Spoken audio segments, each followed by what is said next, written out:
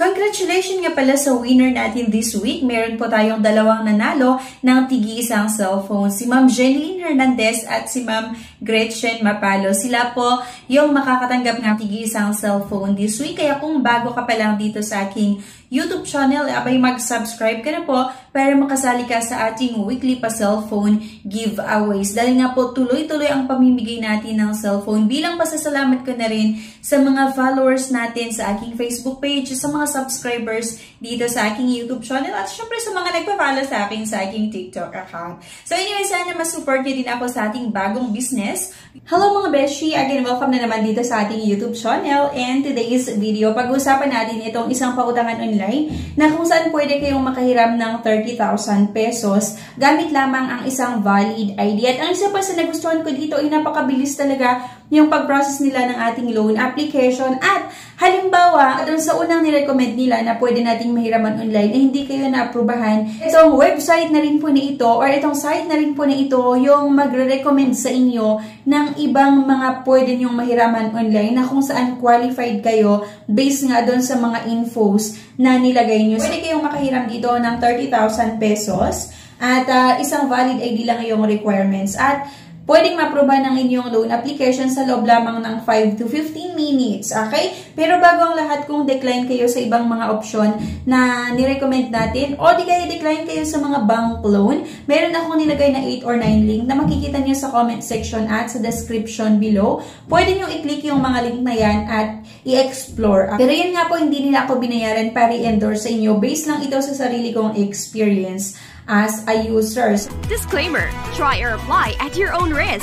So let's get back to the topic. Bali ang pag-uusapan natin mga besh ay itong si WebPeso. So kapag pumunta kayo sa comment section mga beshi at sa description below, merong nakalagay na apply for a WebPeso loan. Click here. So click nyo lang yung link na yan mga besh para may route nga kayo mismo dito sa kanilang website. Free service interest for the first loan. Para makapag-apply kayo dito mga beshi, kailangan lang natin ilagay yung ating mobile number. So lang natin tong apply now. Kailangan natin yung one-time password and click submit. And document upload, kailangan natin mag-upload nga po ng isang valid ID. So ayan, to complete your application process, take and upload 2 photos. Please upload one of the following documents. Yung passport, SSS, National ID, UMID or driver's license, PRC ID, and postal ID. So, ang maganda dito mga besh, okay sa kanila yung postal ID. Kasi diba sa mga ibang online pautangan, hindi talaga sila tumatanggap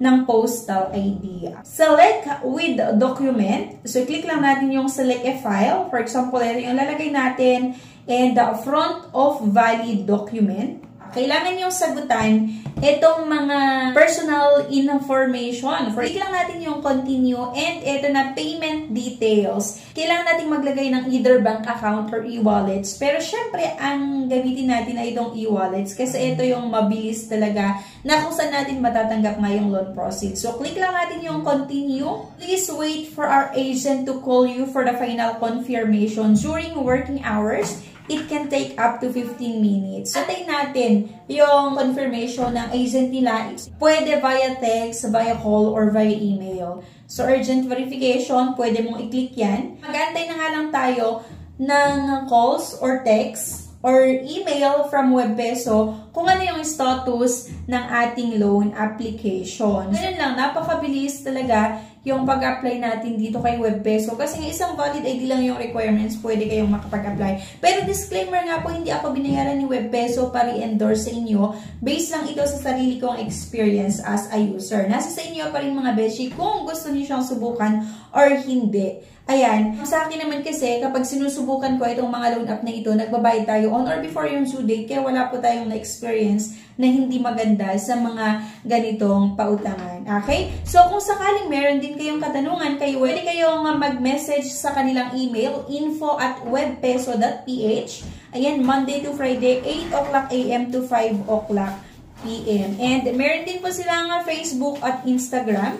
I-click nyo lang yung may nakalagay na Facebook dyan at mai-route nga kayo dito sa Facebook page nga po ni WebPeso. At kung gusto nyo naman na mag-message sa kanila by Instagram, pwede nyo rin i-click yan. So, ayan. okay naman itong si Web Peso kasi sabi ko nga sa inyo, once na ma-decline kayo doon sa isang app or dun sa isang pautangan online na ni-recommend nila, magre-recommend ulit sila ng iba na kung saan na pwede kayong makautang kasi nga qualified kayo based doon sa mga infos na na-submit nyo sa kanila. So, ayan lang mga besh. Anyway, thank you for watching. Please don't forget to click the subscribe button. Sana i-like nyo yung video na ito at i-share nyo na rin.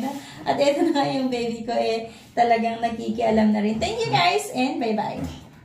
Congratulations nga pala sa winner natin this week. Meron po tayong dalawang nanalo ng tigi-isang cellphone. Si Ma'am Jeline Hernandez at si Ma'am Gretchen Mapalo. Sila po yung makakatanggap ng tigi-isang cellphone this week. Kaya kung bago ka pa lang dito sa aking YouTube channel, abay mag-subscribe ka na po para makasali ka sa ating weekly pa cellphone giveaways. Dahil nga po tuloy-tuloy ang pamimigay natin ng cellphone. Bilang pasasalamat ko na rin sa mga followers natin sa aking Facebook page, sa mga subscribers dito sa aking YouTube channel, at syempre sa mga nagpa-follow sa akin sa aking TikTok account. So anyway, sana masupport niyo din ako sa ating bagong business